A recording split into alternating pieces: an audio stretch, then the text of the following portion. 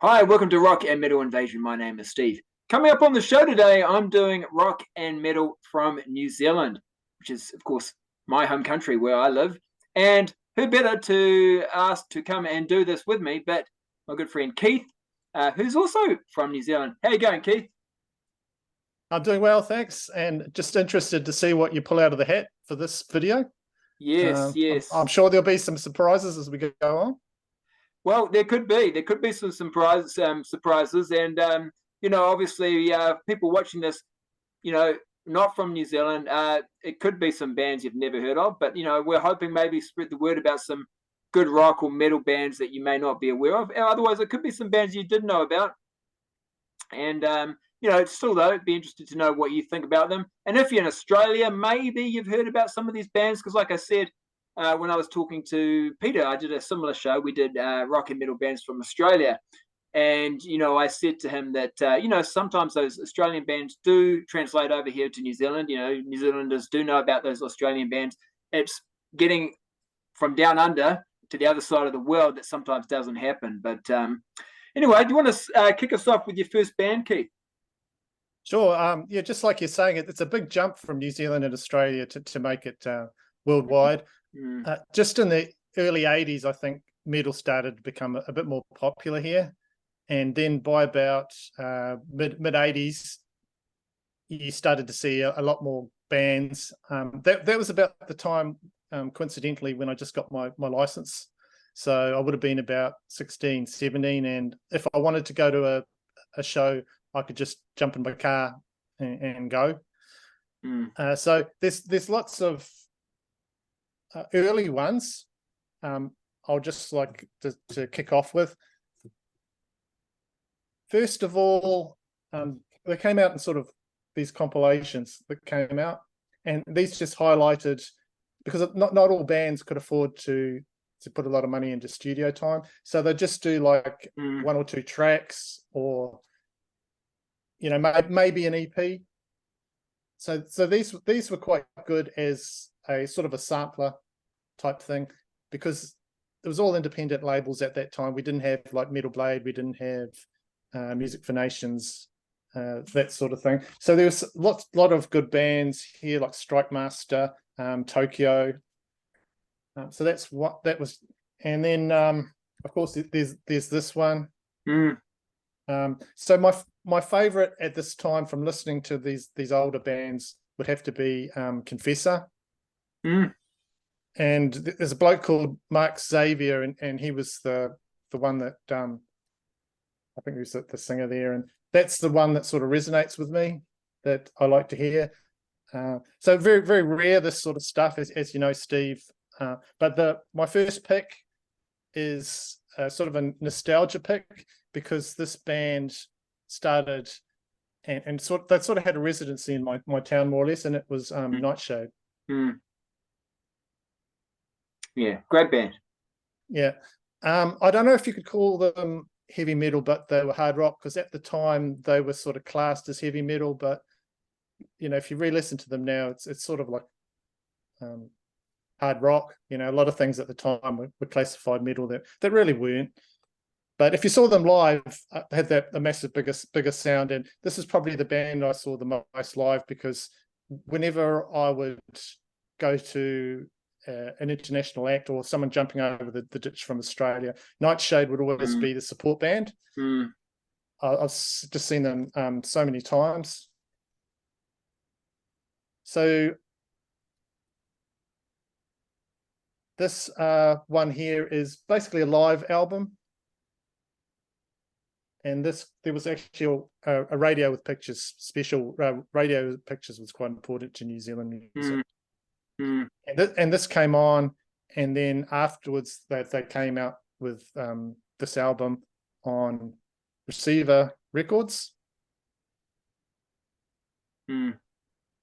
And so Wayne Elliott was the main guy in here, and look at the metal pose there, just the perfect metal pose. Great voice. Yeah. Just amazing. Yeah. Amazing voice, amazing New Zealand frontman, I have to say. Yeah. And awesome. Yeah, and then we got all these guitar guys that were in and out of the band. You got Rick Bernards, Gavin Lind, and of course Paul Martin, who might pop up again. So I'd like to talk to Steve about, ranking our top 5 Nightshade albums or something like that. But there's not a lot of stuff volume out there. There's only like a couple of 4-track EPs, singles. Yeah, well, bizarrely, they never actually released a studio album. I've got a very hard to find compilation, which is fantastic because it's basically got everything. It's like got 18 tracks on it or something like that.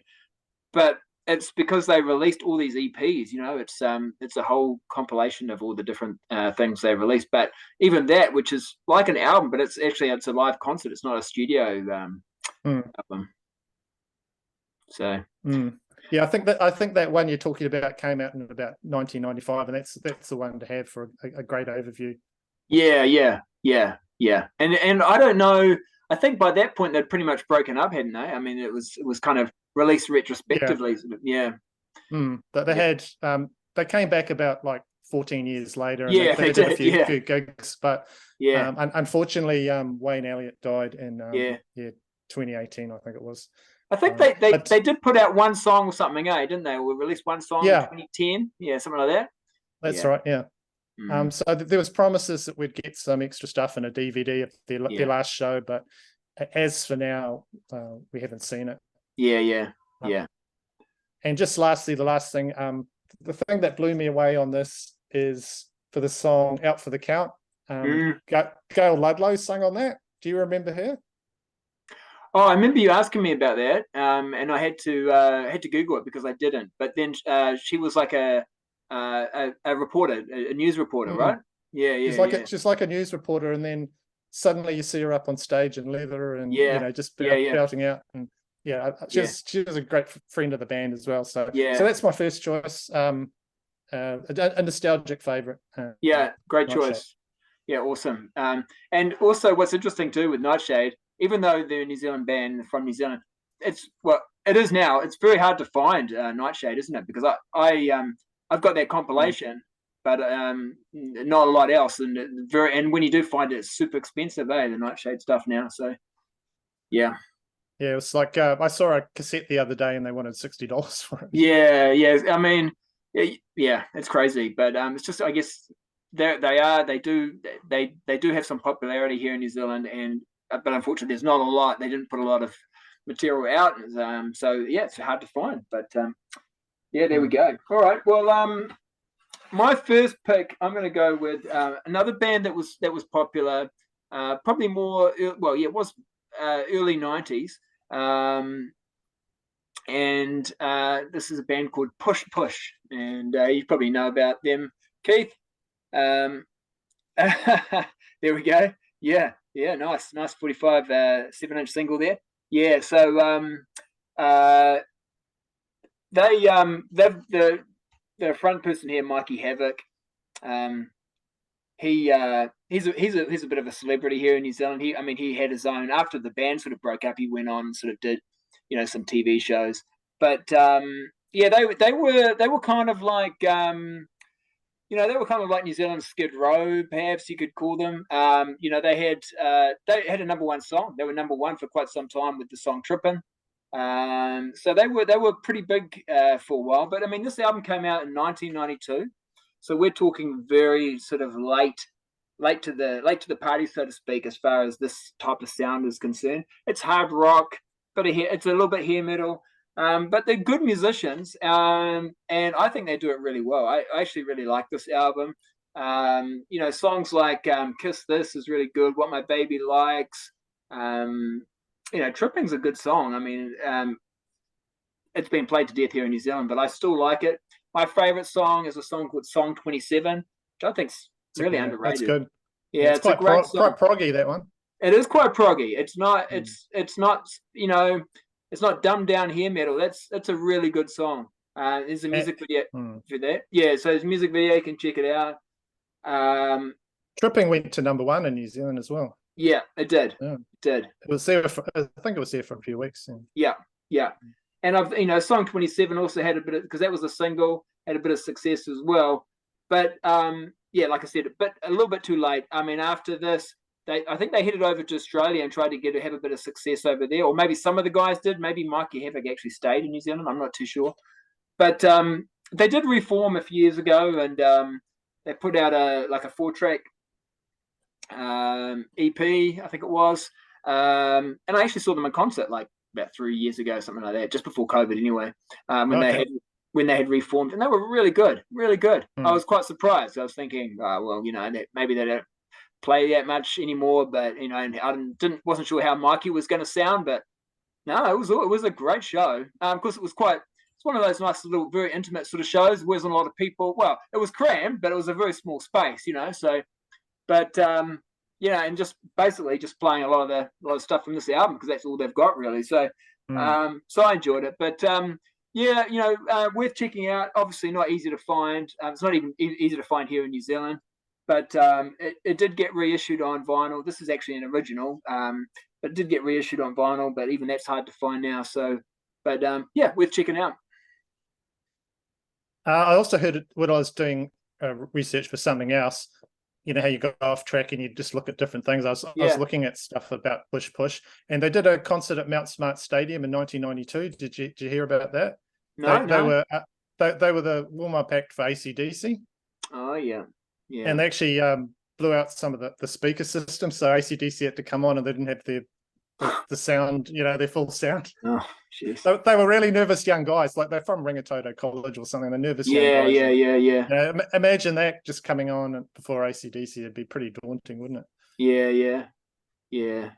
Yeah. One thing too, actually, I forgot to mention is I actually because I knew somebody who knew someone in the band. I'd heard demos of these guys, you know, well before they'd put out an album or single. So yeah, it's just one of those things you kind of you hear about these bands even before they release something. And but yeah, good choice. All right. What's your one? Oh, okay. My second one is a recent one. So I've got a new one. Just came out this year. Oh yeah. And the reason I'm showing this, it's from your locale, Wellington. It's Bullet Belt, and the album is called Burn It Up. So, like I was saying, this one came out this year. The band was founded in 2009. This is actually their 5th album. I'm pretty late to the party with this band, so I've only known this one and the last album. So it was very black metal with thrash, all their earlier albums. So I was expecting the same sort of thing when I put this on my turntable, but I was just amazed because it starts off with that, but then it's full of hooks and choruses. I mean, this is really, honestly, this is really melodic. This is like a massive change in direction. They have a new singer called Diego Attinger, and there's a lot of clean vocals in here. There's 2 songs that are just clean vocals. There's one song, Cosmic, and that could be on that new Winger album. Seriously. Oh really? Wow. Yeah, if you listen to it, it's a great ballad. And the song Burned It Up. So I was like pleasantly, I was just amazed with this album when I heard this guy's voice and how strong it is. I'll just show you a picture of the new lineup. They've had a few lineups in the past, but this is the guy they've got in there. I think it's this guy here. Yeah, right there. And he's just got a massive vocal range, and it's heavy sort of black metal guitars, but then you get to the chorus and it's just melodic all the way. So it's not a hard listen in any means, and it's just creative, all the different things that's on this album. So that was one that just surprised me with all the hooks and choruses, and one of my pickups lately that I've really enjoyed. So that's Bullet Belt, Burn It Up. Do you think it's so you've got their previous album as well? Is that right? Yeah, Warlords. Yeah. You think this one's better, or was it just different? It's like not necessarily better. It's just I like the latest yeah, better because it's like fresh, and the new thing always yeah, true. appeals. Yeah, But yeah. if I spent, I'm not sick of it yet. I've just played it Mm, over and over, mm, and I hope to see them at some point live. And yeah. another thing, if you get it on CD, there's an extra track that's pretty good as well. Oh, you got it on CD as well. All right, cool. Exclusive hidden track. I didn't think they did that anymore, but there you go. But Yeah, yeah, yeah. Okay, yeah. Because after we talked on the Kansas Connection about it, I did go and check out one of their music videos. That was pretty heavy. Pretty. I was thinking, where's this melodic stuff? But yeah, yeah, definitely. Maybe I check out that song that sounds a little bit like Winger. But yeah, but it wasn't bad. I thought, oh, still quite heavy. But yeah, cool. But yeah, I've only heard the one thing, so I definitely have to check them out more, especially being a local band in my area. Yeah, good to keep up on that. All right, thanks, Keith. All right, my next one, I'm going with. It's another quite popular band. Like when I say popular, at least popular here in New Zealand. These guys actually did get quite a bit of international success as well, I think. But at least for a time, I mean, not massive, but I think they're known a little bit around the world. But yeah, they were probably we're going back like probably 20 years, a little bit over 20 years. They were quite big here in New Zealand. And I guess you'd probably put them in the sort of a new metal genre. This is a band called Blind Spot. And yeah, lucky to have this on vinyl. This is actually not easy to get on vinyl. It just got, a few years ago, I think it got reissued or got issued on vinyl for the first time. So I managed to pick up a copy. Yeah, not easy to get. But yeah, I really loved this back in the day when it was put out. I was into this type of music too. I was following a lot of these type of bands. And they had number one songs, and the album was very successful. And yeah, I guess it is in that sort of Linkin Park kind of uh, sound a little bit. There's a little bit of rapping, I guess, but it's also really kind of alternative metal. Their next album, I don't actually know if I brought it down here, but their next album they actually went a little bit heavier. Oh, here it is. Yeah, so Blind Spot. They actually got quite a lot heavier. Because I guess that sort of new metal sound was starting to fade away, and they went a little bit more sort of metalcore kind of on this album, so a lot heavier. It's not bad. It's good songs. I do actually prefer though this one. And then a strange thing happened. The drummer left the band, and they decided to change their name, and they became Blacklist. So they went from Blind Spot to Blacklist. This is okay. yeah, this That. is yeah. So this is a little bit more. It's kind of a little bit like a mixture of their first album and their second album. So it's good. It's good. Again, their first one's still my favorite, but this would be my second favorite probably. And I think the drummer, I can't remember the guy's name, but he's come back into I think they've pretty much got something close to the original members now, if not the original members. And they've gone back to Blind Spot, and when they tour, like Homegrown and those sort of things, they're one of the big acts. They get a lot of people, and they can tour New Zealand and do pretty good, do pretty good business. I think they released like a 4-track, or maybe 3 tracks. I can't remember. I've got it digitally. I don't know. I don't even know if there's a physical copy of it. They released some new songs last year, but yeah, that's Blind Spot. Yeah, I think I know the radio songs on it, Yeah. and there was I think they're touring around where I live fairly shortly. So I was overseas like late 90s to early 2000s. So I did miss a few New Zealand bands, but that was one that I thought I've got to listen to more. And I did listen to one track, and it sounded very dubby, like that really slow down dub, Yeah. And then it went into a lot more of what you're talking about, the riffs and all that. So I was wondering what direction they were sort of going and what sort of, but they changed from album to album. Like you said, that first one might be one I could check out. Yeah, they do a little bit, and they've got like a DJ, so, and they've got a different. It's quite a hybrid kind of sound at times, but yeah, they're a good band. Okay. Okay. My next one is a guy that started in the 70s, a bit of a wild man of New Zealand music. Like, I think we've always had quite interesting front people in New Zealand. We might not have the international success, but we've had some interesting people. And this is one guy that the more I know about him, the more I get interested. He started off, I'm talking about Graham Brazier. He started off in the band Hello Sailor. And I think they were quite popular in Australia because they tried to go over to America and it didn't go too well. I think as a front person, he's got quite a wild stage presence on stage, and he started to believe in it a bit too much and live it too much. So that was with Hello Sailor, but I actually like his solo career more. I like the album cover. That's a cool album cover. Yeah, it's one you see around quite a bit, and they had the hits with Blue Lady and was it Gutter Black? That song, great song. Yeah. That TV series, Outrageous Fortune. Yeah. So this is his first solo album, and it's called Graham Brazier Inside Out.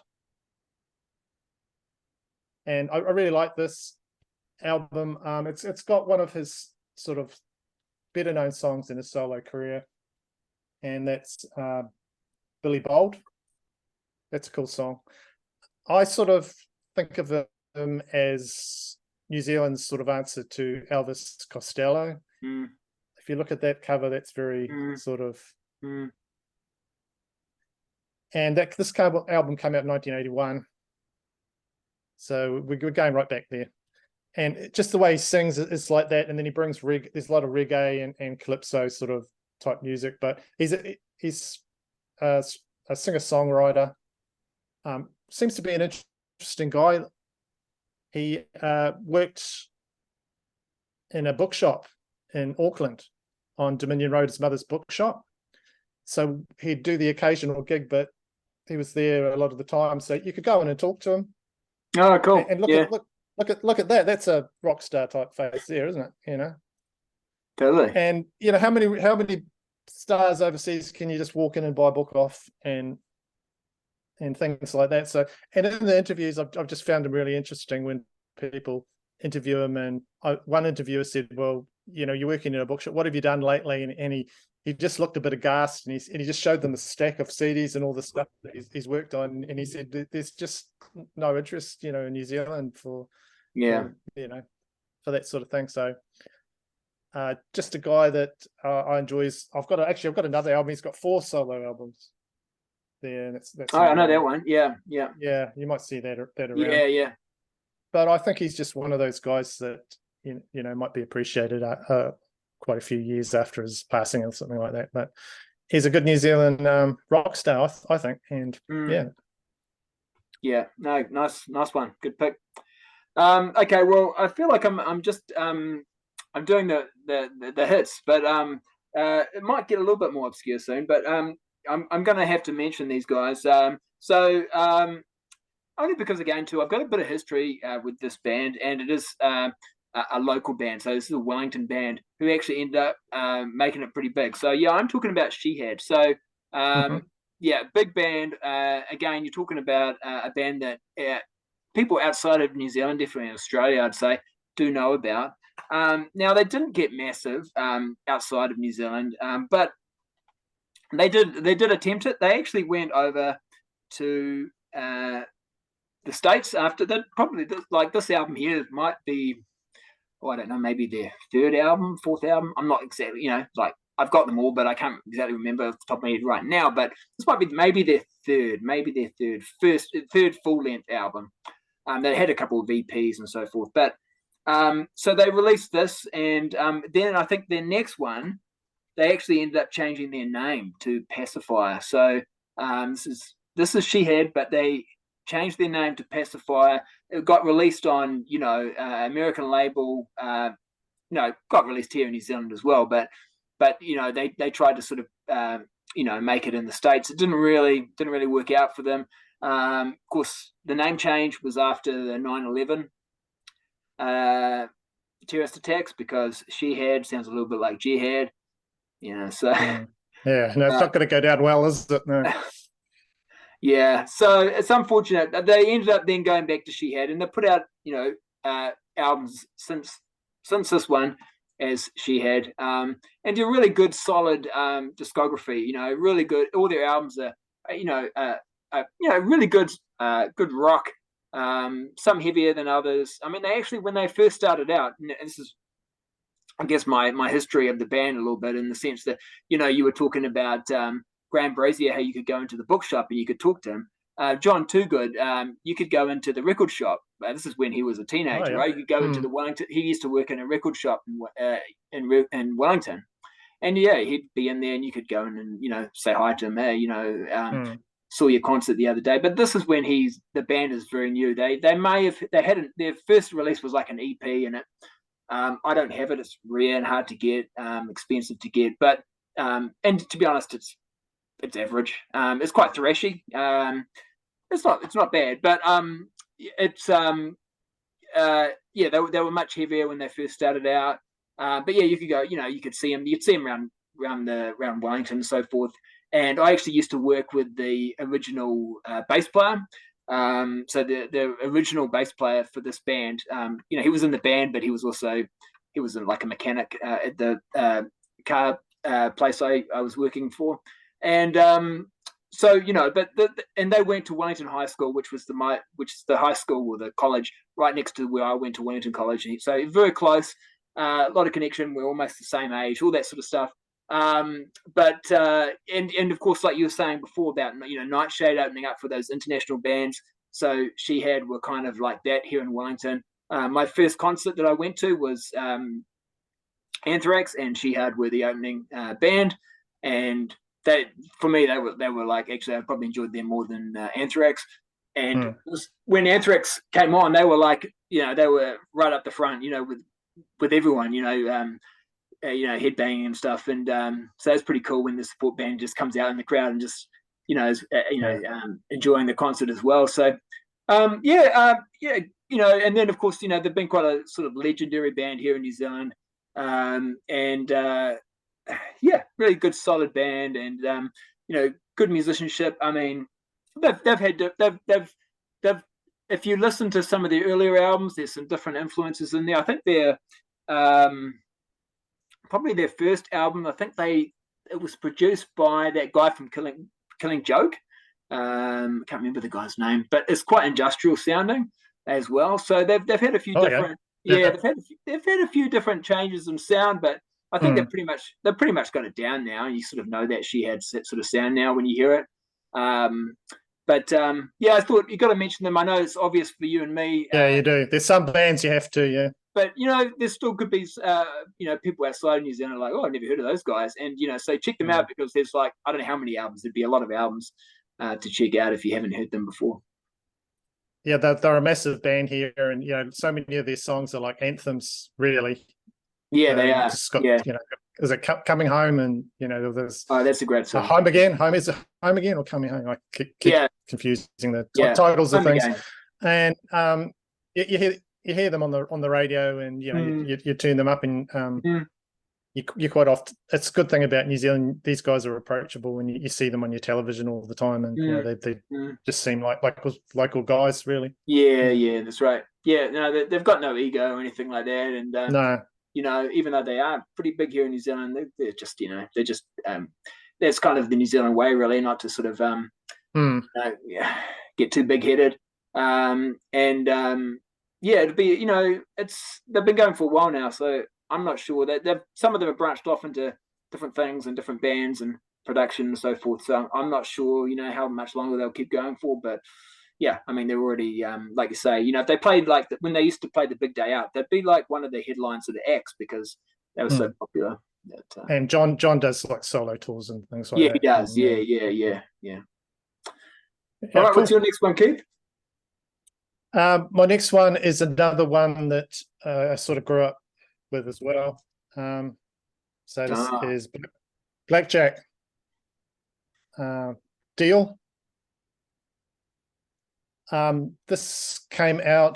This is another hard rock metal band. They got heavier, like a lot of bands do. This came out in 1993.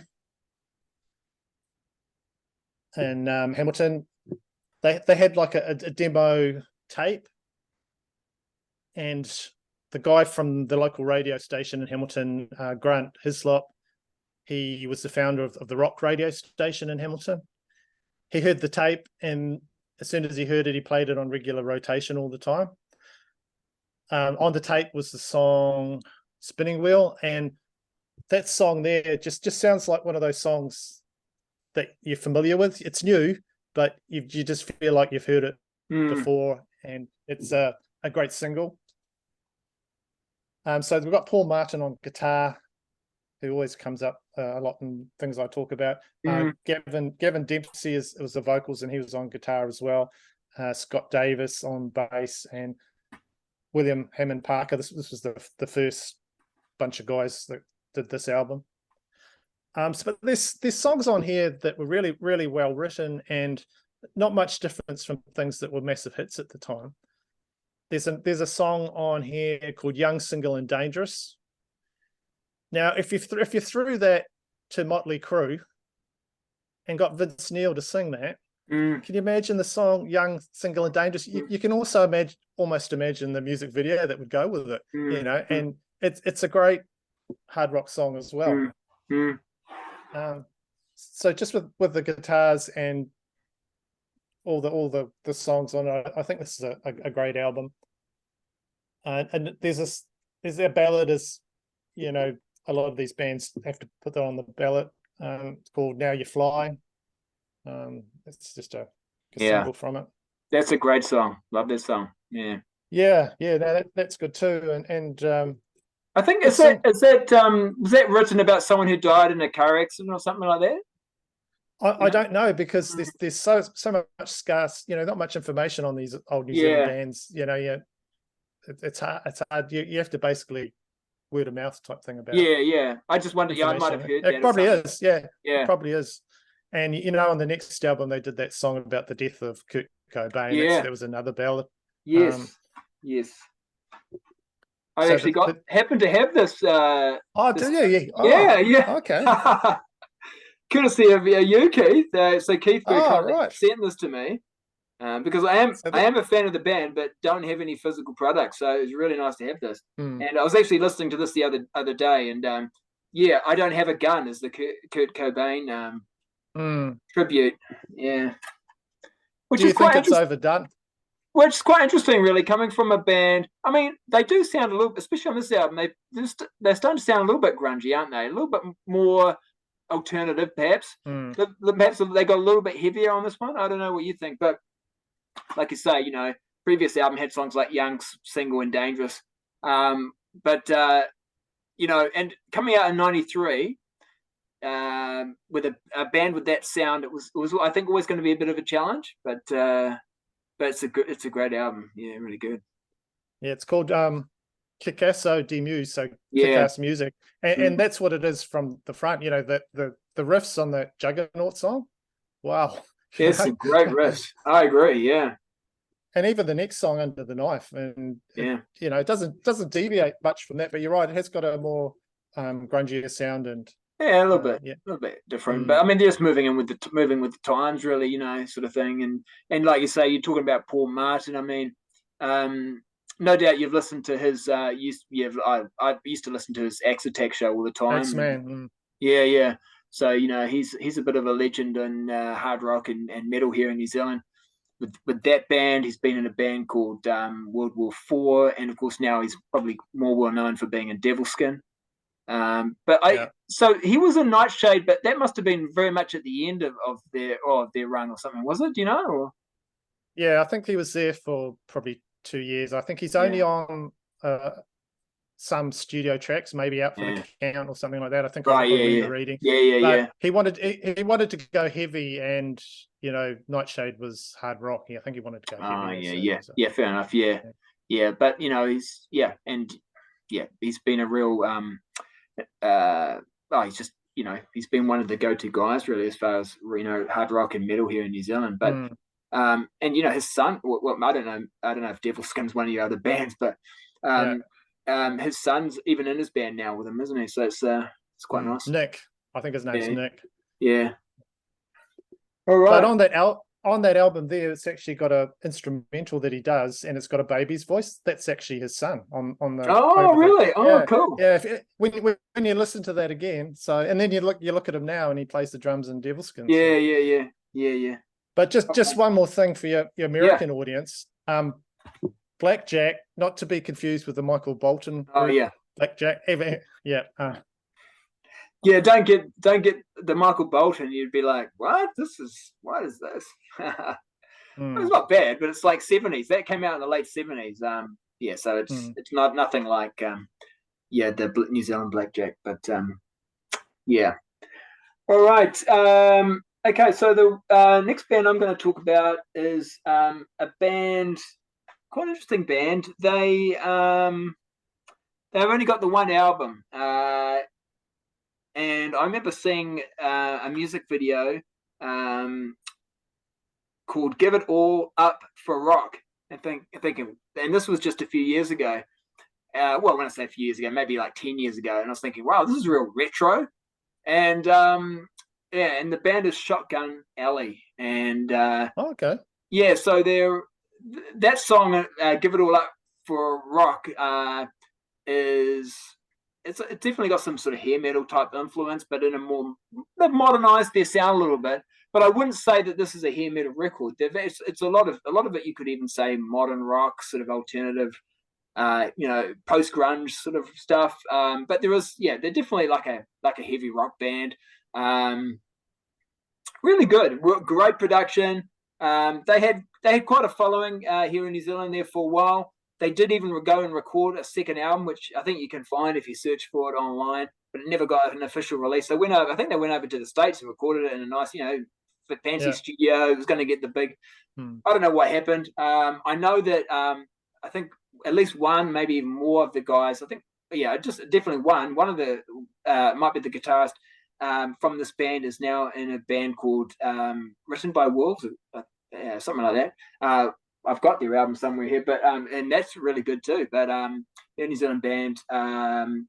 So he's gone on to that band. But so this is just a one and done sort of thing. But if you sort of like if you like the 80s sort of hard rock with a little bit more of a modern influence, then worth checking out. So Shotgun Alley. I think they're Auckland. Where are they from? These guys are Auckland. Oh yeah, I was just gonna ask. Yeah, I think it's okay. Auckland, Auckland band. No, there they are. There, that's hard to see. But... Oh yeah. Yeah. Oh yeah, I'll look out for that one. I don't know that one. Yeah. Okay. I think your last one now, Keith. My last pick, I'm going to go into the weeds a bit for this one. Yep. So when you're talking about New Zealand music, there's one label that is well known, especially for us old guys, and that's the Flying Nun label. Yeah. Yeah. So this was a independent label that was founded in Christchurch in 1981 by a music store manager called Roger Shepherd. And they put out a lot of local music, and over time, a lot of this music has been listened to by other acts, and they call it the Dunedin sound, and it's been they've sort of put it into their music as well. So there is sort of a legacy from a lot of this obscure music. But for myself at the time, I don't know if you remember, Steve, all the stuff was considered, not substandard, but just something you wouldn't buy, because living in the suburbs, none of my friends sort of knew anything about Flying Nun records, and a lot of the acts. But just talking about, I was just talking about that Nightshade that did their radio with picture special. Late at night, there'd be a promo on earlier in the day, and they'd say, "Radio with pictures tonight. We're going to show the new Dio video." So you'd go, "Oh, I want to watch that." but then you'd have to watch the whole of the program, Radio with Yeah. Pictures, and there'd be all this other stuff that Yeah. you'd have to watch to get that one video, and you'd have your finger on the. I'd have my finger on the video recorder just to tape that one song, so I could listen to it over and over. Yeah, I was there, did that. Yeah. But So also the good thing though, is I don't know if that's where you're going with that, Keith, but sometimes you're forced to watch things you wouldn't necessarily have gone out your way to watch, and actually I quite like this, or it helps you discover different things. Yeah, exactly. Yeah. Well, that's what sort of happened by sort of like osmosis. I'm waiting, and the show's going to end soon. When are they going to show this blinking Dio video or something? And then you'd see guys like Chris Knox and the Chills and all these guys, and then first time, because all those videos were crazy, and they were lo-fi, and they were just crazy things people put together. And first time you'd go, what the hell is that? But after a while, I started to like them. But all the Flying Nun stuff in the local record, it'd be in the bargain bins pretty soon, because it's only now that people are appreciating it, and it's going for like big sums. But for myself, and that's how I picked up this album I'm going to show you here. It's called the Verlaine's Bird Dog. So this was in like a bargain bin of the local, like Kmart, I suppose you call it, called Decca. Yeah. And a good chunk of my collection is stuff that came out of the bargain bin, and this was one. It actually came out. They did a re-release of this album, Bird Dog, the Verlaine's, for Record Store Day this year. That's the only other time it's been released. But this is an album that I've had for years, and I really like. So it's Graham Downs. He's the front person, and Jane Dodge is another singer on here, and Robbie Yates. I looked it up. Like, I've always enjoyed it. I've always liked the sound. It sounds great. And then I looked it up on the top of the book, top New Zealand albums you should listen to, and this was right up here. And a lot of people say this has influenced them in one way or another. But I really like this album, the Verlaine's Bird Dog. Cool. That was my last obscure. Yeah, no, I have to check that out. I mean, I've heard of the band, obviously, but you hear about these bands, and it's like you're not sure if you've actually ever heard them, or possibly I probably have, and I might even hear a song. Go, oh yeah, okay, I know that one. But yeah, cool, interesting. It was sort of considered, the whole label was sort of considered student rock. I don't know if you sort of considered that, and Yeah, that's right. Yeah. But no, good to mention Flying Nun, because it's such a big label here in New Zealand, and I think there's international acknowledgement of that label, isn't there? Like the people outside of New Zealand possibly do know about that label and know about the bands. If you're into that sort of alternative rock kind of sound. But yeah, they did have a very specific sound. Yeah. Yeah. And I totally relate to what you're saying about, you're waiting for that Dio video or whatever, that video that you really want to see. And it's like, gosh, what's all this stuff, Because they used to play some pretty weird stuff, especially on Radio with Pictures. They did. Yeah. Yeah. Nightmare type stuff, Yeah. No, it's cool. It's cool. It's different. All right. So yeah, my last one now. I'm going to talk about a band called, and I may have talked about them on my channel before, but they're called Like a Storm. And so this is their first album, The End of the Beginning. And then they put out Awaken the Fire. They had a bit of a hit on this one with, it's called Love the Way You Hate Me. That was quite popular. Catacombs, and there's another one after this which I don't have a physical copy of, and there's probably been a couple of EPs as well, but that's their first album, which is this one's actually super hard to get for whatever reason. I mean, they're probably more well known believe it or not, outside of New Zealand, even though this is a New Zealand band. They were playing in New Zealand. And then I don't know how they managed to do it, but they managed to get. I think they went over to Canada and started touring there, and then they got some interest from the labels over there, and they all of a sudden they're touring with bands like Alter Bridge and yeah, I don't know, some of those other kind of international type bands, and they're doing festivals and things like that. So never really got big in New Zealand. They kind of more well known internationally by touring with well known bands and going to festivals and so forth. So there could be people outside of New Zealand watching this one that actually go, oh yeah, and I've seen them in concert. You know, they've played Download and all those big festivals, or they've supported some quite big bands. I saw them here in New Zealand supporting Devilskin. So when they're playing here in New Zealand, they're the support act. They're not actually that big here, but yeah, they were supporting Devilskin. I think it was probably about 2019. They did a little tour just before COVID with Devilskin. Yeah, they were good. They were good. Yeah, like sort of modern rock, alternative metal type of sound. But they had one interesting thing too about them, and it's quite on the song that was quite successful for them. Love the Way You Hate Me. They play a didgeridoo, which is not very New Zealand, is it? But No, that's one of the gimmicks of the band. It's not just on this song. He plays it on other songs as well. It sounds pretty good actually. But yeah.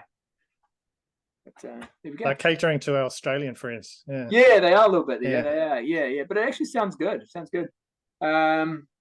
And yeah, so there we go. So that's our 5 picks. You got any sort of honourable mentions or anything else you want to mention, Keith? Yeah, just quickly. Like you're saying, I've got to mention Devilskin, but I've gone on about Paul Martin and what have you. Great band, great live band, really good live band. Yeah. A really obscure one it's my favourite New Zealand album of all time. It's called Stung. Really obscure prog album from New Zealand. Only put out one album. Cool stuff, but bizarre. You've got Split Ends, of course. Oh yeah, love Split Ends. Yeah. And another band I've seen quite a bit in different lineups is Crowded House. Well, there we go. So, one final one. The Time Warp from the Rocky Horror Picture Show. Oh yeah. Richard O'Brien. He just that's right. And Caddy Cat. Yeah, we can count that one. Yeah, why not? Count that one. Yeah. Okay, that's it. Cool, nice.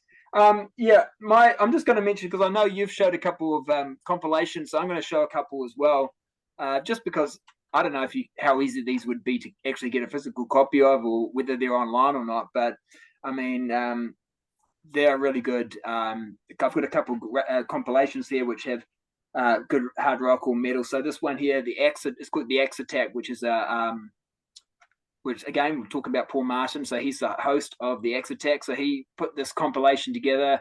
Came out 2004. It's Hellman Recordings. I think that's kind of like his nickname sort of thing. So he's the host of the Axe Attack, and he just put out this compilation. It's got 16 different bands on it. I'm not going to read out all the bands. I might just turn it around there. You can have a look. So it's got all the bands there. So it's got Blackjack on there. It's got a band called Subtract, which I used to quite like. Sort of quite a heavy, thrashy kind of New Zealand metal band. But yeah, a lot of these I've heard. Well, obviously I've got the compilation, but a lot of these I know the bands. I know the albums they've put out. Some more well known than others. So there's that one, and then this one's a good one, Rising from the Rubble. So this is after the Christchurch earthquake. This was compilation that was put together. So it's metal and sort of hardcore bands, but you get a lot of the same bands, that were on the other one too, and lots more. This is actually, because this is a double CD, so heaps of music on this one. This also has Blackjack on it, and it's got the song Now You Fly, which is such a great song. And that ends. It's the last song on disc too. But lots of other bands. A great little taster of different rock or metal bands or hardcore bands here in New Zealand. So we are not a big country, but there's quite a lot of bands here. Music's very popular here, and of course now with the internet, and there's people have access to a lot more music. I think you probably know what I'm talking about, Keith. Back in the 80s and 90s, you feel a little bit isolated and it's hard to get access to the music or find out about it. And like you say, would be the kind of people who would be like, wow, there's going to be like a heavy metal music video on tonight. I'm going to have to stay up until 11 o'clock to watch it. But, you would do that, because that was your one chance to sort of see it. But yeah. Yeah, back then there was no social media, so you couldn't follow the band and then know what they're doing. No. You'd have to, you get music magazines, so you could follow things there. But often by the time they came down here, it was a little bit after the event sort of thing, or a little bit behind the times. But and would get bands touring here, but it would be when a band did tour here, it was a big deal. There's probably quite a few well-known bands that just had never bothered to make the effort to come here. They might even, what's even worse, sometimes they go to Australia and not come to New Zealand. Oh, that hurts, doesn't it? Yeah, that does hurt. That really hurts. Yeah. What are you doing? Come see us. Anyway, it's been a great chat, Keith. Don't forget to go and check Keith's channel out. Attack from Down Under is his channel, and which is, of course, the name of the compilation that he showed before. I think that's where you got the name for your channel from. Is that right? Yeah, that's right. And thanks for having me, Steve. My pleasure. Enjoyed all the music. Yeah, no, it's good. Of course, each of us is 1/4 of the Kansas connection, so you can catch us when we do those shows with Dan and Kevin, and of course you're watching Rock and Metal Invasion right now. So make sure you subscribe if you haven't. If you enjoy this type of content, hit the thumbs up button if you've enjoyed this show, and leave a comment if you know any of these bands. We've got some questions about these bands, or some other New Zealand rock or metal bands you would like to comment on. All right, that's it for now. Thanks for watching. We'll catch you later.